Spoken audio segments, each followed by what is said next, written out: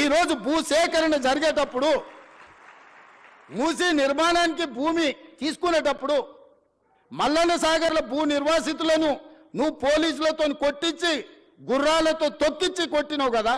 ఇవాళ వాళ్ళందరినీ హక్కున పెట్టి చేర్చుకోవడానికి అధికారులను ఇళ్ళు పంపించి వాళ్ళకి డబుల్ బెడ్రూమ్ ఇల్లు ఇచ్చి తవ్వకర్సులకు 25,000 ఇచ్చి వాళ్ళకు ఉద్యోగ ఉపాధి అవకాశాలు కల్పించడానికి నేను ఏర్పాట్లు చేస్తున్నా. ఇదేమన్నా తప్ప? వాళ్ళ పిల్లలు వాళ్ళు మూసీలో బతికినరు, మురికిల్లే బతికిను, మురికిల్లే చచ్చిపోయారు. రేపు వాళ్ళ పిల్లలు కూడా ఆ మురికిల్లే పెరిగి మురికిల్లే చచ్చిపోయి మురికిల్లే ఉండాలన్న వాళ్ళు. ఆ మూసీలు ఉన్న వాళ్ళకు మంచి జీవితం ఉండొద్దా? వాళ్ళ పిల్లలు చదువుకోవద్దా? వాళ్ళు బాగుపడొద్దా? వాళ్ళందరినీ బాగు చేసే బాధ్యత ప్రభుత్వం తీసుకుందామని నేను చెప్తున్నా. మూసీలో మొత్తం 10,000 కుటుంబాలు ఉన్నాయి. 6 నెలల నుంచి ఎన్యూమరేట్ చేపించిన 33 టీంలను పెట్టి ఇల్లు పోయి ప్రతి వాళ్ళ వివరాలు సేకరించి ప్రతి వాళ్ళ ఆధార్ కార్డు తీసుకొని ప్రతి కుటుంబం యొక్క వివరాలు 33 టీంలు 6 నెలల నుంచి ఇల్లు పోయి తిరిగి తీసుకొచ్చినాం. ఇప్పుడు అవేర్నెస్ ప్రోగ్రాంలో గోడ మీద మార్కింగ్ చేస్తున్నాం. ఇక్కడి వరకు మూసీ రివర్ బెడ్ ఉన్నది, ఆ పైన బఫర్ జోన్ ఉన్నది. ఇక్కడి వరకు వీటిని తొలగించాల్సి వస్తే మీకు నష్టపరిహారం ఇస్తామని చెప్పి మూసీలో గుడిసెలు వేసుకున్న వాళ్ళకి డబుల్ బెడ్రూమ్ ఇల్లు ఇచ్చి ఆత్మగౌరవంతో బతకడానికి తరలిస్తున్నాం. బఫర్ జోన్లో ఉన్న వాళ్ళని ఏ విధంగా ఆదుకోవాలనో ఆలోచన చేస్తున్నాం. ఇవాళ మీరందరూ సలహా ఇవ్వండి, వాళ్ళకి నష్టపరిహారం ఎట్లిద్దామో చెప్పండి. 1,00,000 కోట్లు కాళేశ్వరంలో కాలబెట్టినావు కదా, నువ్వు కట్టిన కాళేశ్వరం కూలి సచ్చింది కదా, 1,00,000 కోట్లు ఆడ పోసినావు. 5-10 వేల కోట్లు మూసీలో ఉన్న పేదోళ్లకు మంచి ఇండ్లు కట్టించి మంచి పాఠశాలలు కట్టించి ఆ పిల్లలకు మంచి ప్లే గ్రౌండ్ ఇచ్చి మంచి విద్యను నేర్పిస్తే వాళ్ళు భవిష్యత్తుకి పునాదులు అవుతారు. వాళ్ళ బాగు కోసం కష్టపడదాం. ఆ పనిలో మీ ఇక్కడున్న ఇంజనీర్లు భాగస్వాములు గాండి అని చెప్పి నేను మిమ్మల్ని అడుగుతున్నా. వాళ్ళు మనోళ్ళే, నాకు తెలియదా?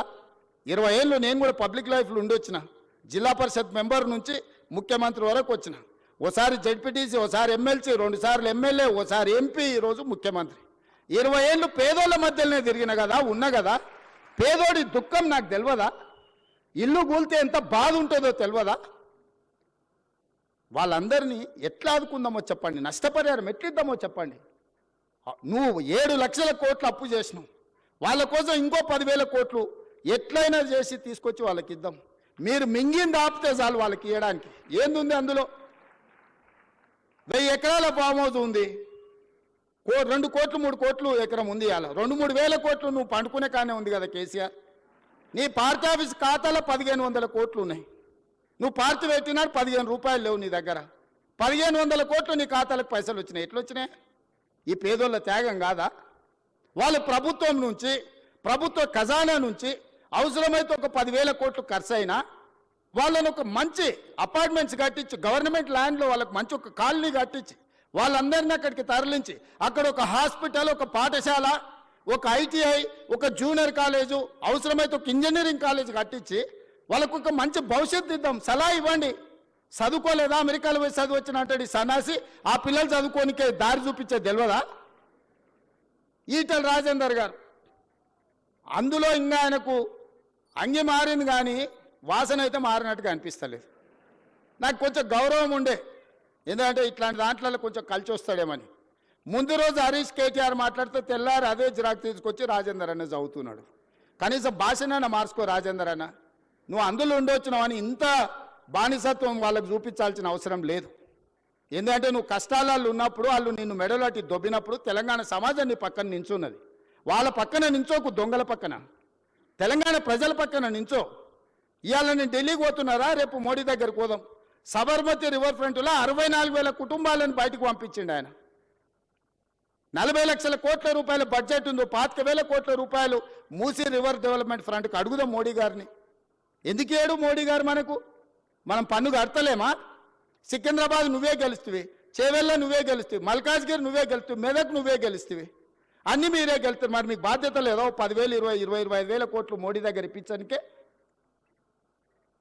నేను ఎందుకు చెప్తున్నా బాధ్యత రహితంగా కొంతమంది ఏం చేసినా తప్పు పట్టాలి, కాళ్ళలో కట్టెబెట్టాలి. ఒక్కటే కార్యక్రమం, మేము ఇన్ని రోజులు దోసుకున్నాం, వీడి పైసలు పెట్టి పనిచేస్తే తెలంగాణ బాగుపడితే వాళ్ళ దోపిడీ కొట్టొచ్చినట్టు కళ్ళకు కనిపిస్తుంది. 100 ఏళ్ళ గురించి నేను చెప్పిన, సాగర్ గురించి లేకపోతే శ్రీశైలం గురించి 10 ఏళ్ళు వీళ్ళు కట్టినవి చెప్పిన. ఇప్పుడు ఒక 10 ఏళ్ళు మనం చేసే నిర్మాణము, రీజనల్ రింగ్ రోడ్ కానీ రేడియల్ రోడ్స్ కానీ, ఫోర్త్ సిటీ కానీ, మూసీ కానీ, సిటీలో ఫ్లైఓవర్లు కానీ, మెట్రోలు కానీ ఇవన్నీ పూర్తయితే ఈ 10 ఏళ్ళు వాళ్ళు ఏం దోపిడీ చేసి తిన్నారో ప్రజలకు తెలుస్తుందని ఎట్టి పరిస్థితుల్లో అడ్డం పడాలి. 600 అయినా దీన్ని ముందుకు సాగనీయొద్దని అంటారు. ఇక ప్రతోడు బయలుదేరుతాడు. రోజు మీరు కూడా చూసింటారు, నా మీద పోవాలి బుల్డోజర్, నా మీద పోవాలి అంటాడు. హరీష్ రావు, కేటీఆర్ వీళ్ళందరూ ఎన్ని కొనాలా మీకోసం బుల్డోజర్లు? యాడుండే అసలే మీరు 7 లక్షలు అప్పు చేసి రాష్ట్రాన్ని దివాళి తీస్తారు. మీకోసం యాడ్కెళ్ళి కొనాలి నేను? వాళ్ళని ఏం లేదబ్బా, ఒకటే వస్తే మూసి అంచుపంచునున్న వాళ్ళకి, నా దోస్తులకు అందరికి ఒకటే సూచన, పట్టుకొని వారం రోజులు ఆనే కూసబెట్టురు మూసీలో. ఏమొద్దు, వాళ్ళని ఒక్క వారం ఆడు ఉండమనుండ్రి. ఇట్లొచ్చుడు అట్లా ఓవుడు కాదు, స్టేజ్ల మీద క్యాట్ వాక్ చేసినట్టు వచ్చి ఇట్లొచ్చి వెళ్ళిపోయినట్టు కాదు. ఒక వారం రోజులు హరీష్ రావును, కేటీఆర్ను, రాజేందర్ను ఆ మూసి అంచున పేదోళ్ళు ఉన్న కాడ ఒక వారం వాళ్ళని ఆడు ఉంచుర్రి. వాళ్ళ కష్టాలు తెలుస్తాయి, వాళ్ళకి ఏం మేలు చేయాలనో వాళ్ళకి అర్థమవుతుంది. కాబట్టి ఇక్కడ వచ్చిన ఇంజనీర్లకు ముఖ్యంగా రేపు జిహెచ్ఎంసీలో కానీ ఇక్కడ సిటీలో సర్వీస్లో చేరబోయే వాళ్ళు మీ కర్తవ్యంగా పెట్టుకోండి. రేపు గొప్పగా మీ సర్వీస్లో మేము రీజనల్ రింగ్ రోడ్ వేయగలిగినాము, మేము రేడియల్ రోడ్ వేయగలిగినాము, మేము మూసి నిర్మించినాము, హైదరాబాదు నగరంలో మెట్రోను మేము నిర్మించినామని చెప్పుకునే విధంగా గొప్పగా పనిచేయండి. ప్రభుత్వం మీకు అండగా నిలబడుతుంది. ప్రభుత్వం మీకు ఏం కావాలన్నా సహకరిస్తుంది. ఈ ప్రభుత్వం మనది. ఈ ప్రభుత్వం ఎవరితో కాదు, మనం ఎవరికో చేస్తలేం. ఈ ప్రభుత్వము, ఈ రాష్ట్రం మన కుటుంబం. మన కుటుంబం కోసం మనం పనిచేసుకుంటున్నాం. మీ అందరి సహకారం ఉండాలి. మళ్ళొక్కసారి ఇక్కడికి వచ్చిన వాళ్లకు, తెలంగాణ రాష్ట్ర ప్రజలందరూ కూడా దసరా శుభాకాంక్షలు తెలియజేస్తూ మీ అందరి దగ్గర సెలవు తీసుకుంటున్నా.